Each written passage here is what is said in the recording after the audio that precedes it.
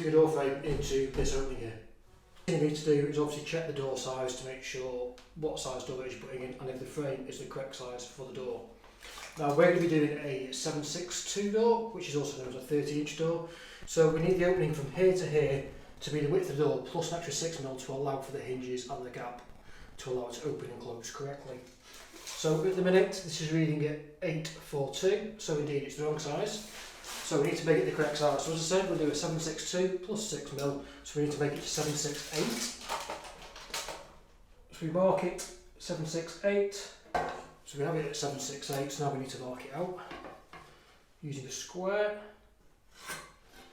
Please just do several cuts down here to the depth here.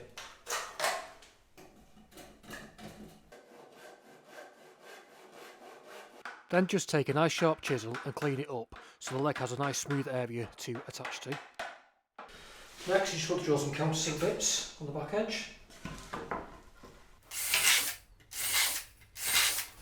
Put some screws into it to hold the legs into place, and then we'll trim off the edges using the handsaw.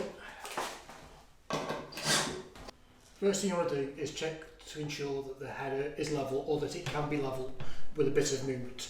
Because if you need to move it up and the stud's in the way, it means you're not taking it out and cutting some off the bottom of the opposing leg. So just make sure that it is indeed level.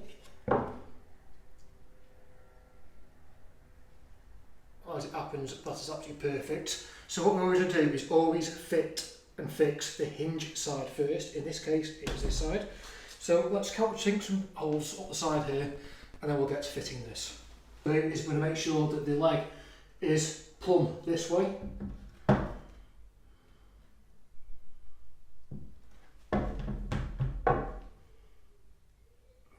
that's now correct. We'll start off by just putting a screw in the bottom.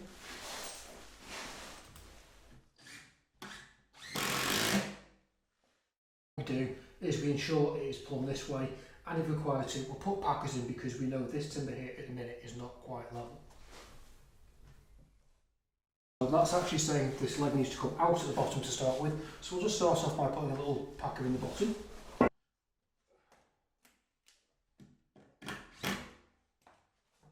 And then all you need to do is work up and down, checking the whole time with the spirit level and packing out as required. Fix it back so it's nice and tight as well.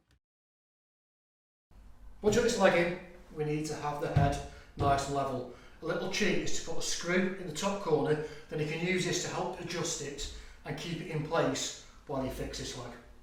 Another little handy trick is to cut a piece of wood exactly the same as the gap, and then you can use this as a spacer. So as you come down, we then know that we need to have this leg tight up against this. It just makes it a little bit easier when you're on your own for fixing. Of course, you do need to still check it with a level to make sure that it is indeed plumb. We need to make sure it's in twist to ensure the door closes properly. Put a pin in each corner. Take a piece of string corner to the top corner, making sure it's nice and tight and the string is just touching the door frame. To the other corner. To the bottom corner. And if the string's just touching, it's absolutely perfect. If you don't actually have any packers or indeed the wedges, you can just make some out of some timber. You can make some timber wedges and use them in exactly the same form I just saw me do. The last thing I like to do is I like to foam everywhere up, just because it gives you that extra bit of solidness for when you close the door and that extra bit of clunk. So that's how you fit a door lining. Thank you for watching.